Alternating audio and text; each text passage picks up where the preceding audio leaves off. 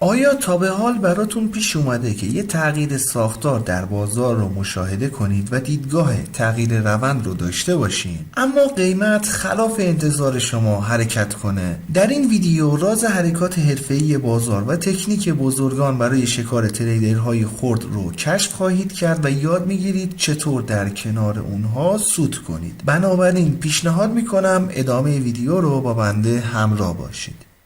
دوستان عزیز سلام، من علیرضا هستم و اینجا کانال گلدن تریدینگ سیستم. خیلی خوش اومدین به یه ویدیوی دیگه از سری آموزش استراتژی های پرایس اکشن. دوستان 4 ستاپ برای کار با اوردر بلاک ها رو داریم که تقریبا شخصی سازیش رو خودم انجام دادم و قراره با هم بررسیشون کنیم. یکی از ستاپ ها در ویدیو قبلی که تصویرش رو الان روی صفحه مشاهده میکنید مطرح شده. لینک ویدیو مربوطه رو براتون در قسمت توضیحات ویدیو قرار میدم. پیشنهاد میکنم پس از پایان این ویدیو حتما مراجعه و تماشا کنید. یه ستاپ هم در این جلسه در خدمتتون هستیم و انشالله در 2 جلسه آینده از ویدیوهای فهرست بخش استراتژی های پرایس اکشن مطرحشون میکنیم. کلیات سبک ها بر اساس 3 مرحله شکست ساختار، تشکیل ناحیه نقدینگی و واکنش قیمت به اوردر بلاک هست. درباره شکست ساختار که هر 4 سبک یه اصول کلی رو دارن، نحوه تشخیص اوردر بلاک این جلسه و 2 جلسه آینده هم به یک شماتیک انجام میشه. فقط بحثی که این وسط مجهول هست و شماتیک های مختلفی رو براش داریم نحوه تشکیل ناحیه نقدینگی هست که انشالله به همه شون خواهیم پرداخت.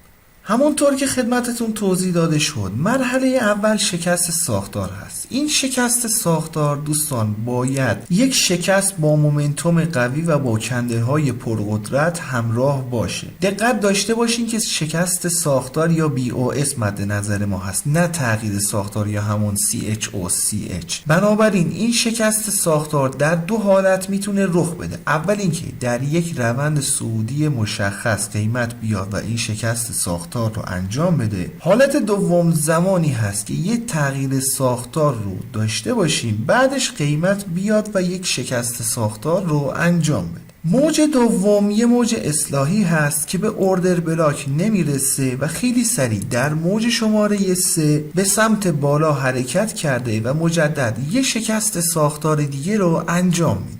در موج شماره 4 قیمت به سمت نقدینگی دره شماره 2 حرکت کرده و میاد نقدینگی این دره رو جمع کرده و به اصطلاح اون رو هانت میکنه. این جمع آوری نقدینگی دوستان در 2 حالت میتونه رخ بده. اول اینکه قیمت با شادو بیاد و به پایینتر از دره قبلی برسه و خیلی سریع برگرده به سمت بالا. دوم اینکه قیمت بیاد یه فیکوت یا بهش فیک بریکوت هم گفته میشه انجام بده، یعنی اینکه یک کندل پایینتر از این محدوده حمایتی بسته بشه، بعد ممکنه 1-2 تا کندل رنج بزنه و بعدش به سمت بالا حرکت کنه. ممکنه هم مثل تصویر خیلی سریع قیمت برگرده و به سمت بالا حرکتی رو داشته باشه. در این حالت گفته میشه که فیکوت اتفاق افتاد و در نهایت قیمت پس از جمع آوری نقدینگی خیلی سریع به سمت بالا حرکت میکنه. ولی نکته ای که هست در این ستاپ قیمت با موج شماره 5 نباید بیاد و قله شماره 3 رو رد کنه. اگر بیاد و قله شماره 3 رو رد کنه، اون موقع ستاپمون میشه ستاپی که در جلسه قبل توضیحش رو دادیم و قیمت اصلا به این اوردر بلاک نمیرسه، کاری بهش نداریم. پس دقت داشته باشین که قیمت با موج شماره 5 یا طی موجهای متوالی نباید به بالاتر از سقف شماره 3 خودشو برسونه. در صورتی که قیمت نتونه خودشو به قله شماره 3 برسونه و بیاد به سمت ناحیه اوردر بلاک حرکت کنه، با رسیدن قیمت به ناحیه اوردر بلاک میتونیم با تاییدیه الگوهای کندلستیک وارد معامله خرید بشیم. استاپ پایین ناحیه و تارگت هم 2 تا 3 برابر استاپ.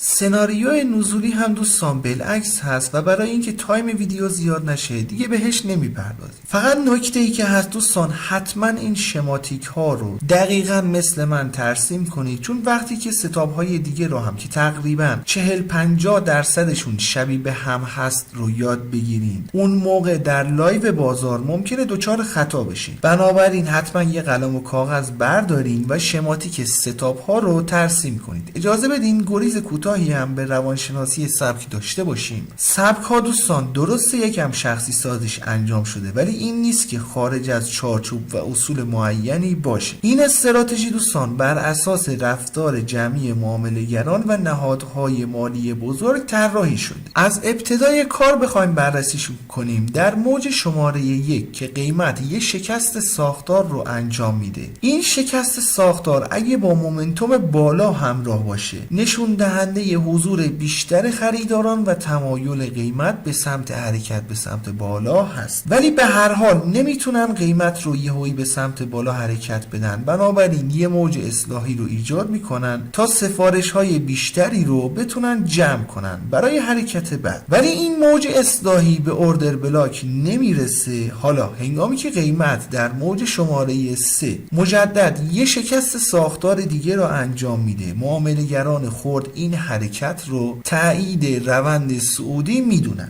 ولی با رسیدن قیمت به دره شماره 2 و هاند کردن این محدوده، دیدگاه ها متفاوت میشه. بازار معمولا قبل از حرکات اصلی یه سطح حمایت یا مقاومت رو میشکنه تا معامله‌گران کوچیک رو از موقعیت هاشون خارج کنه. به هر حال یه شکست ساختار اتفاق افتاده، ممکنه روند برگرده، ولی برای برگشت روند هنوز زوده بخوایم تصمیم بگیریم. حالا در موج شماره 5 هنگامی که قیمت با شادو این جمع‌آوری نقدینگی رو انجام میده یا اینکه یه فیکوت اتفاق میافته و سریع قیمت برمیگرده، بسیاری از معامله‌گران خرد به این فکر میکنن که احتمال داره قیمت به سمت بالا حرکت کنه، بنابراین شروع به خرید میکنن و یک ناحیه نقدینگی بزرگی در پایین دره شماره 4 تشکیل میشه. ولی برخلاف ستاب جلسه قبل، قیمت نمیتونه خودشو به سقف شماره 3 برسونه و به سمت پایین حرکت میکنه. حالا استاپ افرادی که در این محدوده اقدام به خرید کردن زده میشه، با استاپ خوردن خریداران خرد باز فروشندگان فکر میکنن که این الگوی سر و شانه هست که قرار قیمت با زده شدن دره شماره 4 به سمت پایین حرکت کنه. غافل از اینکه اسمارت مانی یا بانک ها و مؤسسات مالی بزرگ در این محدوده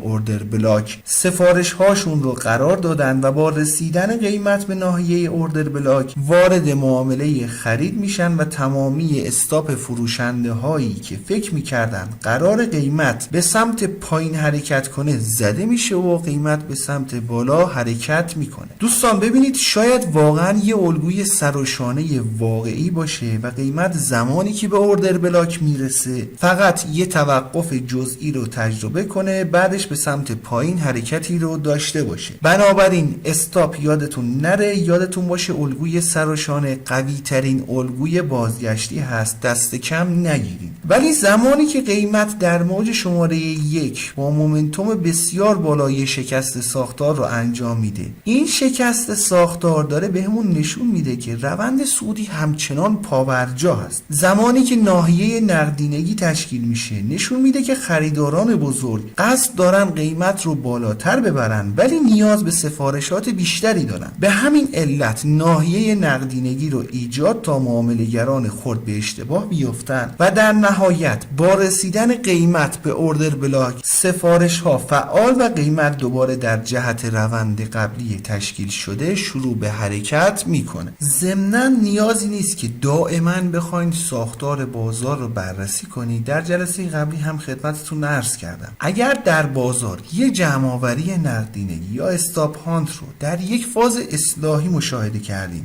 بدونید یه جای کار داره میلنگه. بنابراین ساختار قبلی رو بررسی کنید، شماتیک ساختارها رو زیر نظر بگیرین و ببینید در کدوم حالت این اتفاق افتاده، طبق همون قیمت رو رصد کنید تا قیمت به ناحیه اوردر بلاک برگرده و اقدام به معامله کنید.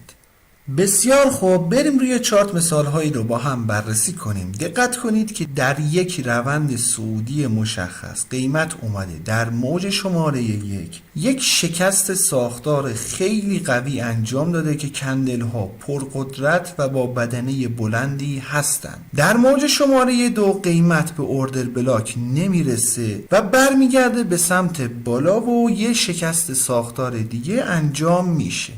در موج شماره 4 قیمت به سمت نقدینگی دره شماره 2 حرکت میکنه و یه حرکت فیک اوت رخ میده. ببینید دوستان، حرکات فیک اوت بدین صورت هست که قیمت میاد دره حمایتی رو میشکنه ولی دیگه هیچ کندلی پایین تر از این کندل شکست انجام نمیشه، یعنی اینکه هیچ کندلی پایین تر نمیتونه کلوز انجام بده و قیمت برمیگرده. به این حالت میگیم که یک فیک اوت اتفاق افتاده و قیمت 2-3 تا کندل معمولا رنج رو انجام میده و در نهایت به سمت بالا حرکتی رو انجام میده. نرسیدن قیمت در موج شماره 4 به اوردر بلاک استخری از نقدینگی رو در این ناحیه ایجاد میکنه. حالا اگه قیمت بیاد و سقف شماره 3 رو رد کنه، کلا کاری به این ستاپ نداریم چون یه جمع‌آوری نقدینگی با یک فیک اوت اتفاق افتاده، بنابراین نمیتونه ستاپ جلسه قبلی باشه. ولی اگه قیمت قبل از اینکه بخواد به سقف شماره 3 برسه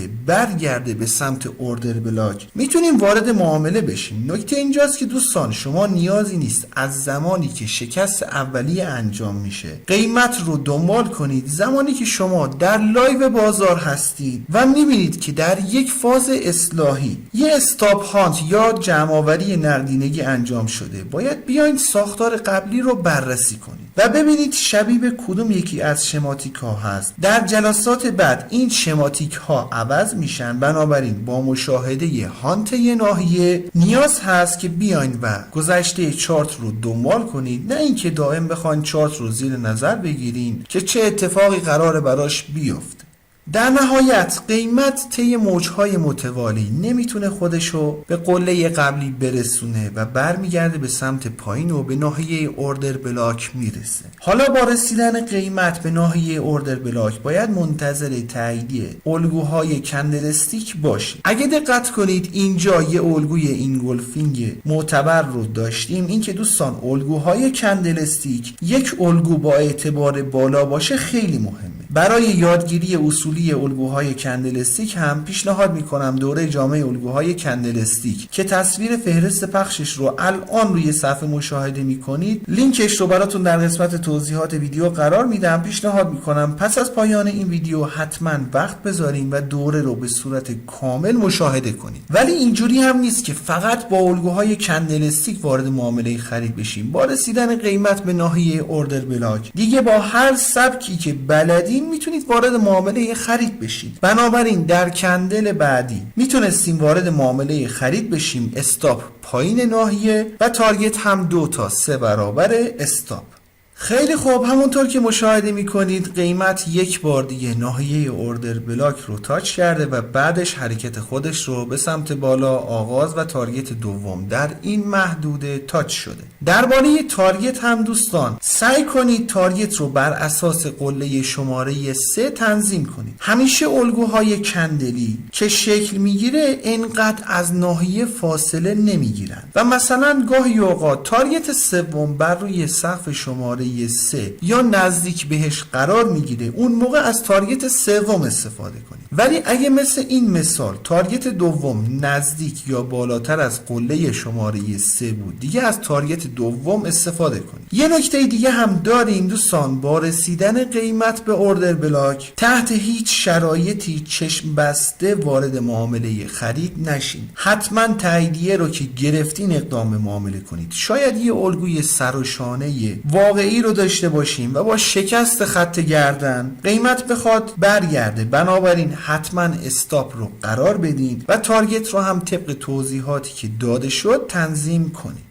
یه مثال نزولی رو هم خیلی سریع مرور کنیم. اگه دقت کنید قیمت در یک روند نزولی مشخص قرار داشته که با موج شماره 1 شکست ساختار رو انجام میده. در موج اصلاحی شماره 2 قیمت به اوردر بلاک نمیرسه و به سمت پایین حرکت میکنه. در موج شماره 3 مجدد شاهد یه شکست ساختار دیگه هستی. در موج شماره 4 قیمت به سمت نقدینگی قله شماره 2 حرکت کرده و با رسیدن به این قله شاهد یه فیکوت هستیم. اگه دقت کنید قیمت پس از شکست به اوردر بلاک نرسیده و خیلی سریع قیمت برگشته به سمت پایین. حالت یه موجهای متوالی بعد اگه قیمت نتونه به دره شماره 3 برسه و برگرده به سمت ناحیه اوردر بلاک میتونیم اقدام به معامله کنیم. فرض بگیریم که در این کندل ها ما در لایو بازار قرار داریم. اینجا که یه فیکوت رو مشاهده میکنیم باید بیایم و ساختار قبلی رو بررسی کنیم و ببینیم شبیه کدوم ساختار هست و براش تصمیم بگیریم.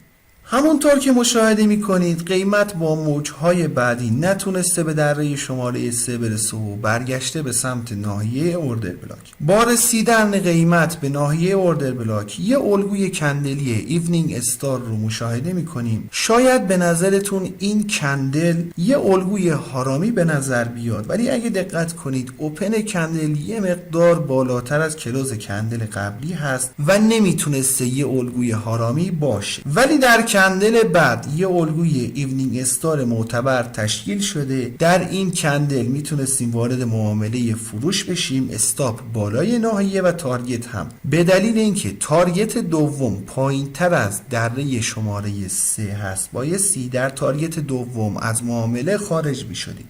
در باب سخن پایانی دوستان توجه داشته باشین که اوردر بلاک های معتبر و مناسب همیشه در شکست های ساختار با مومنتوم بالا پیدا میشه و اوردر بلاک هایی درصد موفقیتشون بالاتر هست که قبل از اوردر بلاک یک ناحیه نقدینگی ایجاد بشه. شاید به فرض مثال در موج شماره 4 قیمت به اوردر بلاک برسه و خیلی سریع برگرد، ولی اگر ناحیه نقدینگی ایجاد بشه اون موقع درصد اعتبار اوردر بلاک بالاتر خواهد رفت. همونطور هم که خدمتتون عرض شد هنوز 2 ستاپ دیگه از این حالت ها رو داریم که ناحیه نقدینگی ایجاد میشه، ولی شماتیک قبل یا بعد الگو متفاوت هست. از این اوردر بلاک ها زیاد در چارت میتونید پیدا کنید، فقط عجله نداشته باشین تا انشالله در جلسات بعدی شماتیک هایی که باقی مونده رو هم توضیح بدیم. بعدش بهترین اوردر بلاک ها رو به راحتی میتونید در چارت تشخیص بدید. انشالله مثال های بیشتر از این ستاپ و مابقی استراتژی های پرایس اکشن رو در کانال تازه تأسیس شده GTS تریدینگ اسکول بررسی خواهیم کرد. به محض استارت کانال لینکش رو براتون در قسمت توضیحات ویدیو قرار میدم. انشالله که براتون مفید باشه. رو قله میبینم دوست من.